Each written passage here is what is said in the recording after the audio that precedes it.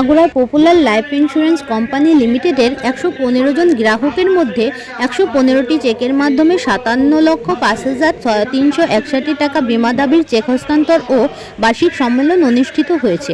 এ অনুষ্ঠানে popular life ইন্স্যুরেন্সের বিভিন্ন কর্মকর্তা, কর্মী ও গ্রাহক সহ ৩ শতাধিক মানুষ উপস্থিত ছিলেন। বৃহস্পতিবার সকাল ১১টায় বীর মুক্তিযোদ্ধা আসাদুজ্জামান অডিটোরিয়ামে Magura popular life insurance company লিমিটেডের জেনারেল ম্যানেজার, জনপ্রিয় বীমা প্রকল্প মোহাম্মদ আব্দুল হাই আল হাদির সভাপতিত্বে অনুষ্ঠানের প্রধান অতিথি হিসাবে বক্তব্য রাখেন পপুলার লাইফ ইন্স্যুরেন্স কোম্পানি লিমিটেডের অতিরিক্ত ব্যবস্থাপনা পরিচালক বি.এম. শওকত আলী। বিশেষ অতিথি হিসাবে বক্তব্য রাখেন পপুলার লাইফ ইন্স্যুরেন্স কোম্পানির ঊর্ধ্বতন উপব্যবস্থাপনা পরিচালক উন্নয়ন প্রশাসন নওশের আলী নাইম, আল আমিন বীমা প্রকল্প খুলনা অঞ্চলের প্রকল্প পরিচালক সৈয়দ সাইফুল ইসলাম রুবেল।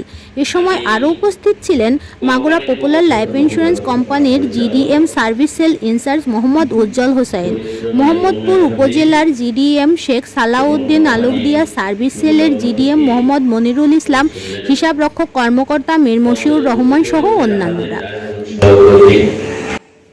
প্রধান অতিথি বি.এম. শওকত আলী বলেন, ২০২৩ সালে পপুলার লাইফ ইন্স্যুরেন্স কোম্পানি লিমিটেডকে বিমা দাবি পরিশোধের সাফল্যের স্বীকৃতি স্বরূপ সম্মাননার স্মারক প্রদান করেন গণপ্রজাতন্ত্রী বাংলাদেশ সরকারের মাননীয় প্রধানমন্ত্রী জননেত্রী শেখ হাসিনা। তিনি আরও বলেন, ভালো কাজের জন্য সমালোচনা থাকবেই। আমরা প্রায় ৬,০০০ কোটি টাকা গ্রাহককে ফেরত দিয়েছি।